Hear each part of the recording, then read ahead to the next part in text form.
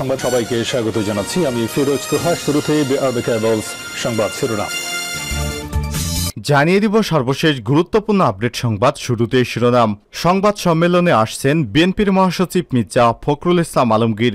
সোমবার 24শে জুন বিএনপির মিডিয়া সেলের সদস্য সাইরুল কবির খান বিষয়টি নিশ্চিত করেছেন।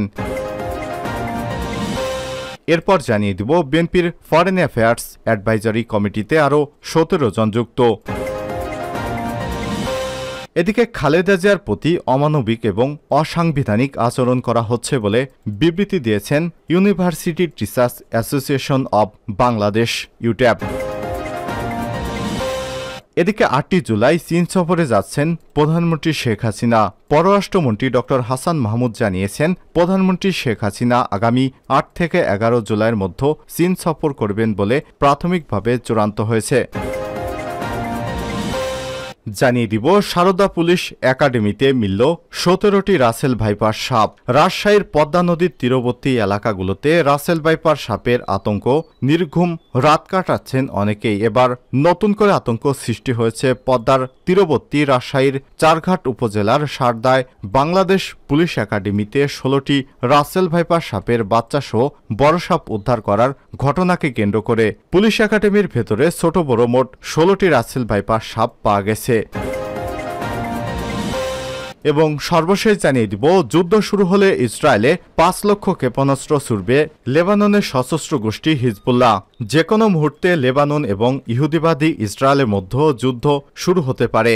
যদি ইহুদিবাদী ইসরায়েল এ ধরনের যুদ্ধ শুরু করে তাহলে লেবাননের পক্ষ থেকে অন্তত 5 লক্ষ ক্ষেপণাস্ত্র ছোড়া হবে ইহুদিবাদী ইসরায়েলে। এতে ইসরায়েলের বুক ঝাঁঝরা হয়ে যাওয়ার সম্ভাবনা রয়েছে। প্রিয় দর্শক, এতক্ষণ শুনছিলেন সংবাদ শিরোনাম, এবারে বিস্তারিত। তবে তার আগে অনুরোধ থাকবে এই ভিডিওটি একটি লাইক দিয়ে আপনার সোশ্যাল মিডিয়ায় ছড়িয়ে দিন, বন্ধুদেরকে জানার সুযোগ করে দিন। আর আপনি যদি আমাদের চ্যানেলে নতুন হয়ে থাকেন, ভিডিওটি দেখতে দেখতে চ্যানেলটি সাবস্ক্রাইব করে রাখুন। আর আপনার মূল্যবান মতামতটি কমেন্ট বক্সে জানিয়ে দিন। আর হ্যাঁ বন্ধুরা, জানিয়ে দিন কোন স্থান থেকে আমাদের সংবাদটি দেখছেন এবং শুনছেন।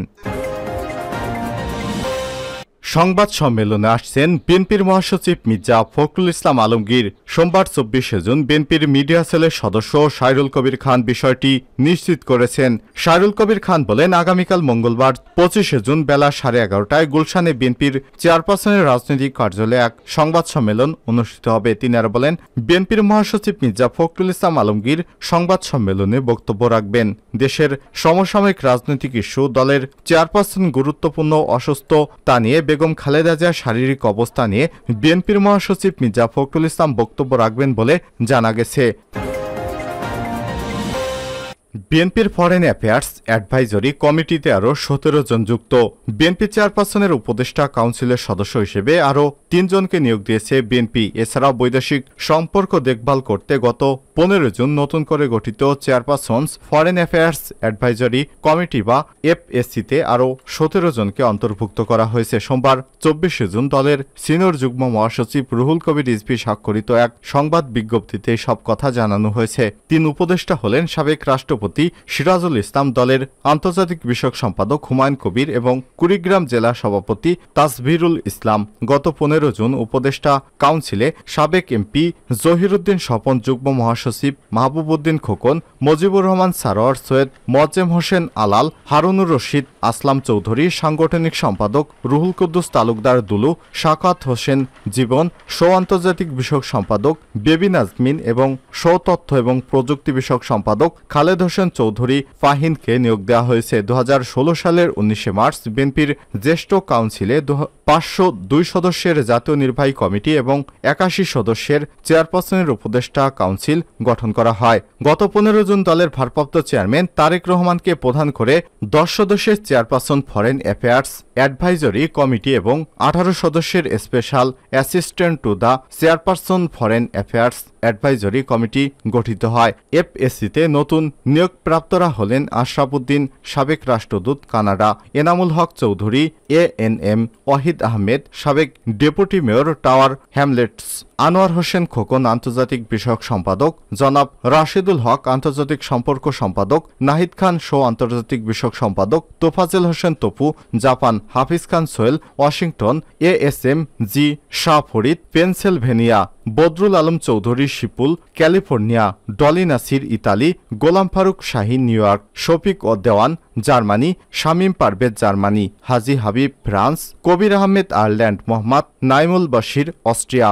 গত 15 জুন 18 সদস্যের special assistant to the chairperson foreign affairs advisory কমিটির সদস্যরা হলেন শামা ওয়াইদ ইসলাম, অনিন্দ ইসলাম অমিত, ব্যারিস্টার নাসির উদ্দিন অসীম, ব্যারিস্টার নওশাদ জমির, ব্যারিস্টার কায়সার কামাল, অ্যাডভোকেট আসাদুজ্জামান, আফরোজা খান রীতা, অ্যাডভোকেট ফাহিমা নাসরিন মুন্নি, জিবা খান, অ্যাডভোকেট নিপুণ রায় চৌধুরী, খান রবিউল ইসলাম রবি, ব্যারিস্টার মীর হেলালুদ্দিন তাবিতাওয়াল, প্রকৌশলী ইশরাক হোসেন, ফারজানা শারমিন পুতুল, ইসরাফিল খসরু, ব্যারিস্টার আবু সালে মোহাম্মদ সায়েম ইউকে এবং মোহাম্মদ ইকবাল হোসেন বাবু বেলজিয়াম। এছাড়াও 17 জন নতুন যুক্ত হওয়া special assistant to the chairperson foreign affairs advisory কমিটির সংখ্যা দাঁড়িয়েছে 35 জনে। এই কমিটির নবনিযুক্ত সদস্য ডক্টর এনামুল হক চৌধুরী বলেন, বিএনপির ভারপ্রাপ্ত চেয়ারম্যান তারেক রহমান যে দায়িত্ব পালনে তিনি যে দায়িত্ব দিয়েছেন সেটি পালনে সচেষ্ট হন। খালেদা জিয়ার প্রতি অমানবিক এবং অসাংবিধানিক আচরণ করা হচ্ছে। সাবেক প্রধানমন্ত্রী এবং বিএনপির চেয়ারপারসন বেগম খালেদা জিয়ার শারীরিক অবস্থা নিয়ে গভীর উদ্বেগ প্রকাশ করেছেন বিশ্ববিদ্যালয় শিক্ষকদের সংগঠন university teachers association of Bangladesh UTF. সময়ক্ষেপণ না করে অবিলম্বে তাকে মুক্তি এবং বিদেশে উন্নত চিকিৎসার সুযোগ দেওয়ার আহ্বান জানিয়েছে সংগঠনটি। সোমবার 24 জুন ইউটিএফের প্রেসিডেন্ট অধ্যাপক ডক্টর ABM উবায়দুল ইসলাম এবং মহাসচিব অধ্যাপক ডক্টর মোহাম্মদ মোর্শেদ হাসান এই আহ্বান জানিয়ে এক বিবৃতি দিয়েছেন। বিবৃতিতে তারা বলেন, এদেশের সবচেয়ে জনপ্রিয় এবং আপসীন নেত্রী বেগম খালেদা জিয়া শারীরিকভাবে গুরুতর অসুস্থ। তিনি বর্তমানে রাজধানীর এভারকেয়ার হাসপাতালে সিসিউতে চিকিৎসাধীন অবস্থায় রয়েছেন। তার চিকিৎসার জন্য গঠিত মেডিকেল বোর্ড একাধিকবার পরামর্শ দিয়েছেন যে খালেদা জিয়া এখন জীবন মৃত্যুর সন্ধিক্ষণে।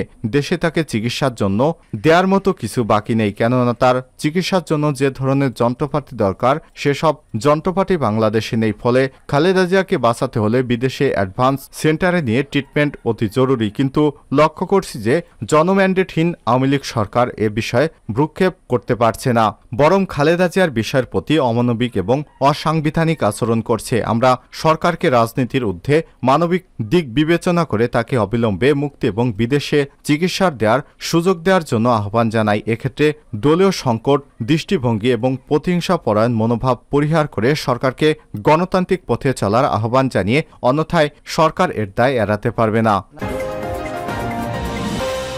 8 জুলাই চীন সফরে যাবেন প্রধানমন্ত্রী। পররাষ্ট্রমন্ত্রী ডক্টর হাসান মাহমুদ জানিয়েছেন, প্রধানমন্ত্রী শেখ হাসিনা 8 থেকে 11 জুলাইয়ের মধ্যে চীন সফর করবেন বলে প্রাথমিকভাবে সিদ্ধান্ত গৃহীত হয়েছে। সোমবার 24 জুন দুপুরে পররাষ্ট্রমন্ত্রী ডক্টর হাসান মাহমুদ সাংবাদিকদের এসব কথা বলেন। এর আগে পররাষ্ট্রমন্ত্রী ডক্টর হাসান মাহমুদের সঙ্গে সৌজন্য সাক্ষাৎ করেন চীনের কমিউনিস্ট পার্টির আন্তর্জাতিক বিভাগের মন্ত্রী লিউ জিয়ানশাও। বৈঠক শেষে পররাষ্ট্রমন্ত্রী বলেন, প্রধানমন্ত্রী চীন সফরে দুই দেশের মধ্যে কয়েকটি চুক্তি স্বাক্ষর এবং সমঝোতা স্বাক্ষর সই হবে বলে আশা প্রকাশ করছি, যা দুই দেশের সম্পর্কের মাইলফলক হতে পারে। আর প্রধানমন্ত্রী 8 থেকে 11 জুলাইয়ের মধ্যে চীন সফর করবেন বলে প্রাথমিকভাবে সিদ্ধান্ত গ্রহণ করা হয়েছে। পররাষ্ট্রমন্ত্রী আরও বলেন, উৎপাদন এবং বাণিজ্য বৃদ্ধির বিষয়ে আলোচনা হয়েছে। স্মার্ট বাংলাদেশের যে লক্ষ্য নিয়ে দেশ এগুচ্ছে সে পথে আমাদের পাশে থাকতে চায় চীন। এছাড়াও বাণিজ্য ঘাটতি কমানোর বিষয়ে আলোচনা হয়েছে সফররত চীন কমিউনিস্ট পার্টির প্রতিনিধিদের সঙ্গে। এ বৈঠকে রোহিঙ্গা প্রত্যাবাসনে চীনের সহযোগিতা কামনা করেছে বাংলাদেশ বলেও জানান হাসান মাহমুদ। চীনের কমিউনিস্ট পার্টির আন্তর্জাতিক বিভাগের মন্ত্রী লিউ জিয়ানশাও বলেছেন, রোহিঙ্গাদের বিষয়ে আলোচনা হয়েছে, তাদের আশ্রয় দেওয়ার বিষয়টি দিন দিন কঠিন হয়ে পড়ছে। এ ব্যাপারে বাংলাদেশকে সহযোগিতা করার প্রতিশ্রুতি দেন জিয়ানশাও।